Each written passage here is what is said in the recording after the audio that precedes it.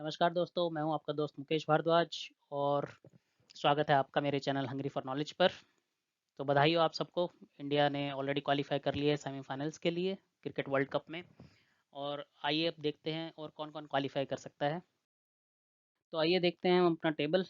तो इंडिया अभी टॉप पे है, अनबीटन रहे हैं 7 के 7 मैचेस में, कोई नहीं हारा है। साउथ अफ्रीका ने 1 मैच हारा है 7 खेल के बाद।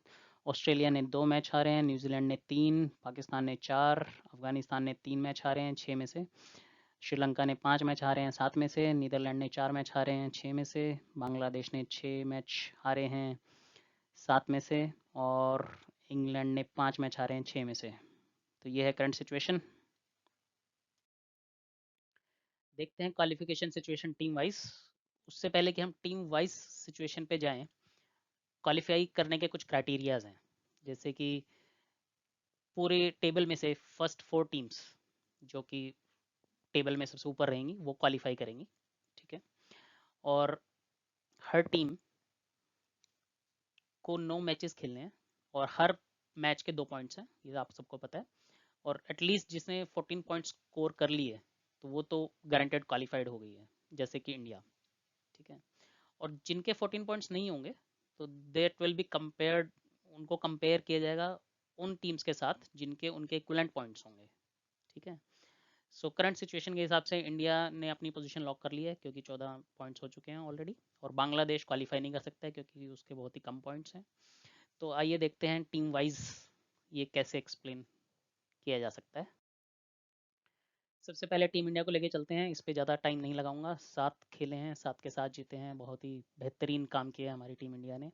और नेट रन रेट भी काफ़ी अच्छा है, +2.102, 14 points and qualified for semifinals. 2 match अभी बाकी हैं, साउथ अफ्रीका के साथ है 5 नवंबर को और नीदरलैंड के साथ है 12 नवंबर को। तो ऑलरेडी क्वालिफाइड है तो इसमें कुछ ज़्यादा बताने की ज़रूरत नहीं है। चलते हैं अपनी नेक्स्ट टीम पर। नेक्स्ट टीम है साउथ अफ्रीका। 7 मैच खेले हैं, 6 जीते हैं और 1 हारा है। और नेट रन रेट बहुत अच्छा है, +2.290 का है, 12 पॉइंट्स हैं। क्वालिफाई करने के लिए एटलीस्ट उसको एक मैच और जीतना पड़ेगा। अभी 2 मैच बाकी है, एक इंडिया के साथ है 5 नवंबर को, एक नीदरलैंड के साथ है 12 नवंबर को। हम बेसब्री से इंतजार कर रहे हैं दोनों मैचेस का।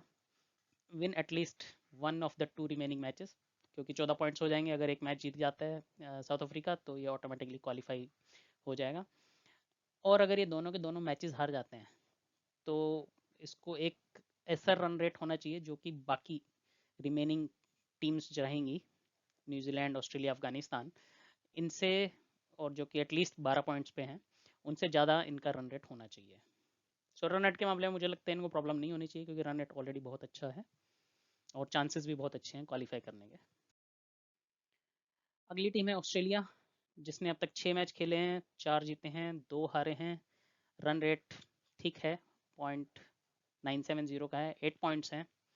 और क्वालिफाई करने के लिए अभी इसको 3 मैचेस और खेलने बाकी हैं, जो कि है इंग्लैंड के साथ 4 नवंबर को है, अफगानिस्तान के साथ 7 नवंबर को है, बांग्लादेश के साथ 11 नवंबर को।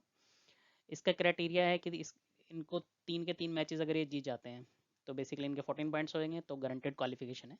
और लेट्स से 3 के 3 मैचेस नहीं जीत पाते तो एटलीस्ट 2 मैचेस तो इनको जीतने हैं और फिर बेटर रन रेट के हिसाब से क्वालिफाई कर सकते हैं, जो कि साउथ अफ्रीका, न्यूजीलैंड या अफगानिस्तान में से जो भी 12 पॉइंट स्कोर करेगा उससे बेटर रन रेट इनका होना चाहिए। और अगर ये सिर्फ एक मैच जीते हैं, लेट्स से 3 में से सिर्फ एक मैच जीते हैं, तो इनके पॉइंट्स होंगे 10। तो उस केस में 10 पॉइंट्स वाला जो भी टीम्स होगी उनसे बेटर रन रेट इनका होना चाहिए, ठीक है।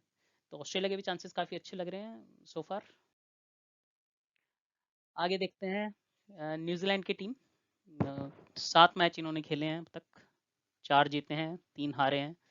रन रेट अभी भी पॉजिटिव है, 0.484 है, 8 पॉइंट्स इनके हैं। क्वालिफाई करना अभी बाकी है। तो अभी 2 मैचेस इनके बाकी हैं, एक पाकिस्तान के साथ है 4 नवंबर को, एक श्रीलंका के साथ है 9 नवंबर को। क्वालिफिकेशन करने के लिए इनको all 2 matches and finish with better run rate, दोनों के दोनों मैच जीतने पड़ेंगे और बहुत ही बढ़िया रन रेट इनको बनाना पड़ेगा देन एनी अदर टीम जो कि 12 पॉइंट्स तक रीच कर पाएगी, क्योंकि अगर ये दोनों मैच जीतेंगे तभी इनके 12 पॉइंट्स होंगे, नहीं तो थोड़ा सा प्रॉब्लमेटिक हो जाएगा। अगर एक मैच जीतते हैं तो उस केस में 10 पॉइंट्स के साथ जो भी टीम्स होगी उनके कंपेटिवली इनका रन रेट ज़्यादा अच्छा होना चाहिए, तो तभी ये क्वालिफाई कर पाएंगे। चलते हैं पाकिस्तान की टीम पे, जिन्होंने 7 मैच खेले हैं, 3 जीते हैं 4 हारे हैं, रन रेट -0.024 है, 6 पॉइंट्स हैं इनके पास अभी। तो न्यूजीलैंड के सॉरी 2 और मैचेस हैं इनके, न्यूजीलैंड के साथ है 4 नवंबर को, इंग्लैंड के साथ है 11 नवंबर को। इनका जो क्वालिफिकेशन क्राइटेरिया है थोड़ा सा नहीं, बहुत ज़्यादा कॉम्प्लेक्स हो चुका है। इनको दोनों के दोनों मैचेस जीतने पड़ेंगे, तो दोनों मैचेस जीतने के बाद इनके पॉइंट्स होंगे 8, और उसके बाद इनको बेटर रन रेट के हिसाब से देखना पड़ेगा विद मल्टीपल टीम्स, जिनके 10 होंगे इनके पॉइंट्स, और जिनके 10 पॉइंट्स होंगे उन टीम्स के साथ इनका कंपैरिजन किया जाएगा रन रेट के हिसाब से। अगर ये एक मैच जीतते हैं तो उस केस में ये और कॉम्प्लिकेटेड हो जाएगा, तो ऑस्ट्रेलिया को अपने तीनों के 3 मैच हारने पड़ेंगे, तब जाके ये क्वालिफाई करने के सिचुएशन में होंगे। नॉट एग्जैक्टली क्वालिफाई नहीं करेंगे, लेकिन सिचुएशन में होंगे। न्यूजीलैंड को भी अपने दोनों के दोनों मैचेस हारने पड़ेंगे, ठीक है, और अफगानिस्तान को एटलीस्ट 3 में से, जो उनके 3 मैचेस बाकी हैं उसमें से कम 2 मैच हारने पड़ेंगे, और finish at a better run rate than many other teams that can also finish 8 points. तो उस केस में बेसिकली अगर ये एक मैच जीतते हैं तो इनके 8 पॉइंट्स होंगे, तो इनका रन रेट, पाकिस्तान का रन रेट 8 पॉइंट्स स्कोर करने वाली टीम से बेटर होना चाहिए, but at the same time Australia, New Zealand और अफगानिस्तान को कुछ कुछ मैचेस अपने लूज़ करने पड़ेंगे, जिसमें ऑस्ट्रेलिया को तीनों के 3 और न्यूजीलैंड को कम से कम 2 मैच अपने लूज़ करने पड़ेंगे, और अफगानिस्तान को एटलीस्ट 2 मोर मैच लूज़ करने पड़ेंगे। तो बहुत कॉम्प्लिकेटेड है, चांसेस भी थोड़े कम लग रहे हैं, क्योंकि बाकी टीम्स भी अपना काफ़ी अच्छा फट मार रही हैं, खासकर ऑस्ट्रेलिया, न्यूजीलैंड और अफगानिस्तान। आगे चलते हैं अफगानिस्तान पे। ये एक टीम बहुत ही अच्छा परफॉर्म कर रही है, मैं बोलूँगा कि अपने लेवल के हिसाब से दे हैव गॉन बियॉन्ड, ठीक है। 6 प्ले करे हैं इन्होंने मैच, 3 जीते हैं 3 हारे हैं, रन रेट 0.718 है, 6 पॉइंट्स हैं। क्वालिफाई करने के लिए अभी भी इनके पास 3 मैचेस बाकी हैं। नीदरलैंड के साथ है 3 नवंबर को, ऑस्ट्रेलिया के साथ है 7 नवंबर को, और साउथ अफ्रीका के साथ है 10 नवंबर को। अगर ये तीनों के तीनों मैचेस जीत जाते हैं तो इनके 12 पॉइंट्स हो जाएंगे, बट कम से कम इनको एक विन तो चाहिए होगी, और 12 पॉइंट्स होने के बाद इनका एक्चुअली नेट रन रेट देखा जाएगा, राइट, विद दोज टीम्स जिनके 12 पॉइंट्स होंगे।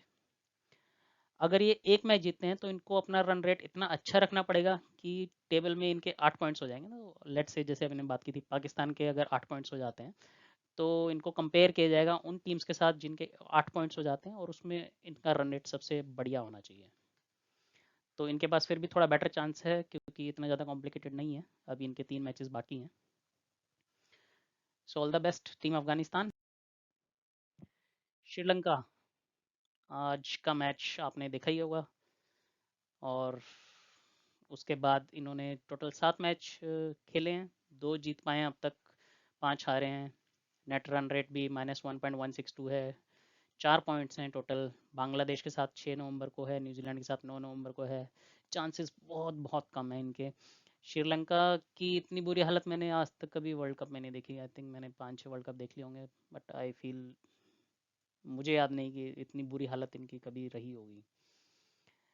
एनीवेज, क्वालिफिकेशन क्राइटेरिया है कि दोनों के दोनों मैचेस जीतें, और run rate should be more than any other team with the same number of points. यहाँ पे 8 की बात हो रही है, जो कि अफगानिस्तान और पाकिस्तान के साथ कंपेयर हो सकता है इनका, अगर ये दोनों के दोनों मैच जीत जाते हैं। बट बांग्लादेश के साथ शायद जीत जाएं, New Zealand I am not sure, थोड़ा सा कांटे की टक्कर हो सकती है। वैसे बांग्लादेश भी कांटे की टक्कर दे सकता है, बट यू डोंट नो। और न्यूजीलैंड और ऑस्ट्रेलिया को कम से कम 2 मैच अपने हारने पड़ेंगे अगर श्रीलंका को क्वालिफाई करना है तो थोड़ा सा नहीं, काफ़ी कॉम्प्लिकेटेड हो चुका है इनका भी मामला। इनको पूरे दोनों मैच जीतने हैं, और दूसरों के भरोसे रहना पड़ेगा कि न्यूजीलैंड और ऑस्ट्रेलिया भाई हो, तुम हारोगे तो हम जीतेंगे, राइट, तो हम क्वालिफाई करेंगे। वो सिचुएशन आ चुकी है। आगे चलते हैं नीदरलैंड की, नीदरलैंड्स की टीम के बारे में। मेरी one of the favourite teams मैं बोलूँगा अफगानिस्तान के बाद। बहुत अच्छा प्ले किया है इन्होंने, बहुत अच्छा कंपेयर टू जहाँ से आए हैं। अफगानिस्तान 3 नवंबर, इंग्लैंड 8 नवंबर और इंडिया के साथ 12 नवंबर को है। क्वालिफाइंग क्राइटेरिया है दोनों के दोनों match win at least 2, but ideally all 3 matches, तीनों के तीनों मैच जीतने चाहिए, बट मिनिमम इनको 2 जीतने पड़ेंगे। अगर 3 में से 2 हार जाते हैं तो ये क्वालिफाई नहीं कर पाएंगे। और उस केस में इनका लेट्स से अगर ये 2 मैच भी जीतते हैं तो इनका रन रेट इनको काफ़ी सुधारने की ज़रूरत है। ठीक है, क्योंकि अगर इनके लेट्स से पॉइंट्स इनके 8 हो जाते हैं तो फिर इनको रन रेट काफ़ी अच्छा सुधारने की ज़रूरत है। और न्यूजीलैंड और ऑस्ट्रेलिया को कम से कम अपने 2 मैचेस हारने पड़ेंगे तब जाके। तो ये भी दूसरों के भरोसे है। न्यूजीलैंड और ऑस्ट्रेलिया अगर हारते हैं तो इनके पास 8 पॉइंट्स होते हैं, तो ये श्रीलंका के साथ compete करके शायद आगे कहीं तालिका में ट्राई किया जा सकता है क्वालिफाई करने का। बट सिचुएशन इनकी भी वीक ही है। तो हैं अपनी नेक्स्ट टीम पे बांग्लादेश। ये क्वालिफाई नहीं कर सकती, ये सेमीफाइनल्स की स्टेज से ऑलरेडी बाहर हो चुकी है। फिर भी चलो आंकड़े तो देखने ही पड़ेंगे। 7 मैच खेले हैं, 1 जीता है अब तक, 6 लॉस्ट मैचेस हैं।